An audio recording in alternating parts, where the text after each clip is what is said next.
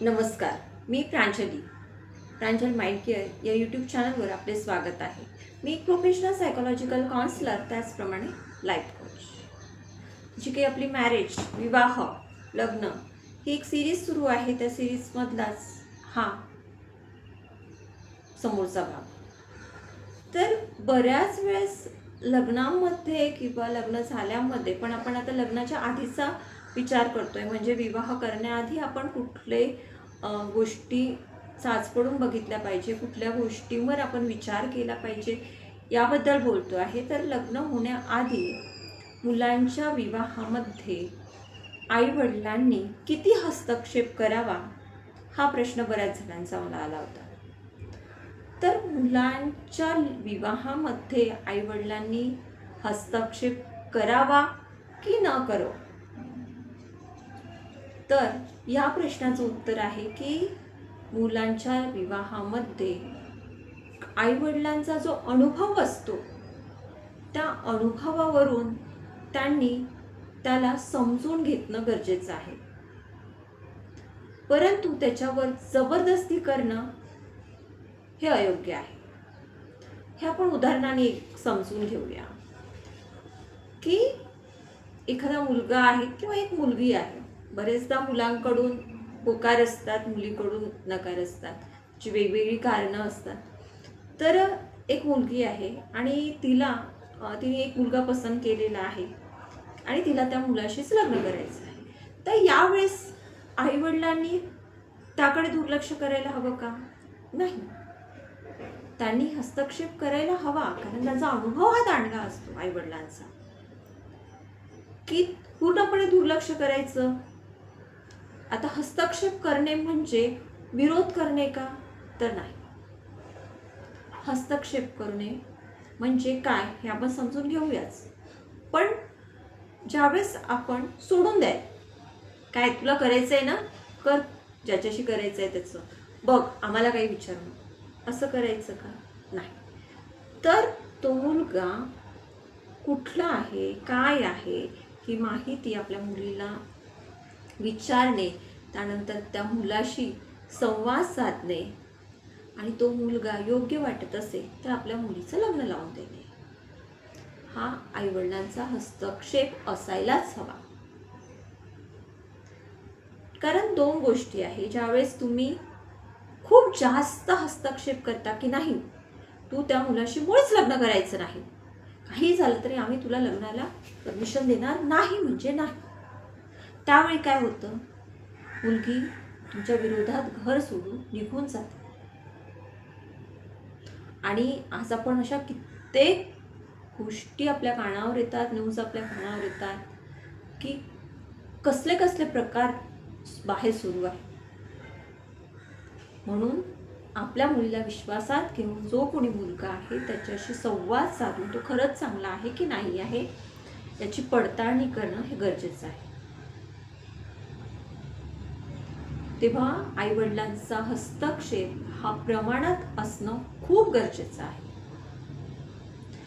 आता आपण बघूया की प्रेम विवाह की अरेंज विवाह. मग आता मॅरेज झालंय, कसं झालं आपण बघितलं आपले जे काही एपिसोड आहे त्याच्यानुसार. तर बरेचदा लग्न झाल्यावर लोकांमध्ये घटस्फोट होतात.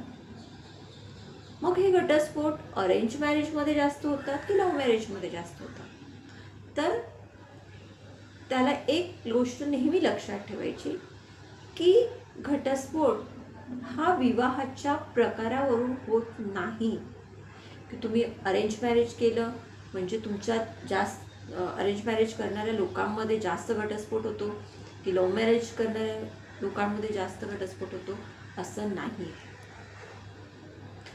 घटस्फोट हा विवाहाच्या प्रकारावरून होत नाही, तर एक दुसरे म्हणजे हजबंड अँड वाईफ एकमेकांना किती समजून घेतात, त्यांचा एकमेकांवर किती विश्वास आहे, त्या आलेल्या परिस्थितीला, संकटांना मिळून कसे सामोरे देतात, त्यांच्यात कसं समायोजन आहे, त्यांच्यात कुठले मानसिक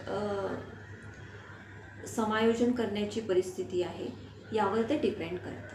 जास्तीत जास्त घटस्फोट हे कशाला होतात? करिअर, मला तुला इथे जॉब करू द्यायचा नाही, मला तू जॉब केलेलाच आवडत नाही, हे एक कारण असतं.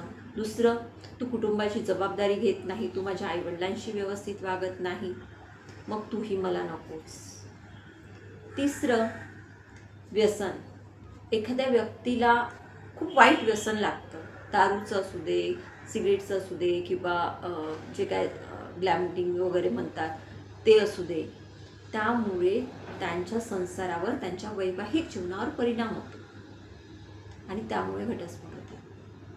त्यानंतरचं कारण आहे की एक्स्ट्रा मॅरिड अफेअर, की ज्याचं प्रमाण आज खूप जास्त वाढत आहे. हे शहरामध्ये मर्यादित नाही राहिलं तर तालुका प्लेसेस, डिस्ट्रिक्ट प्लेसेस, आधी हे मेट्रोपॉलिटन सिटीजमध्ये चालायचं, पण आता हे छोट्या गावांपर्यंत तरी सुद्धा पोहोचलं आहे एक्स्ट्रा मॅरिड अफेअर. आणि यात पुरुषच आहे असं नाही, तर स्त्रियांचे सुद्धा खूप प्रमाण आहे एक्स्ट्रा मॅरिड अफेअर आहे. हे सुद्धा घटस्फोटाचं कारण आहे, कारण तुम्ही कुणाचा तरी आपल्या लाईफ पार्टनरचा विश्वासघात करताय. त्यानंतर मानसिक समस्या.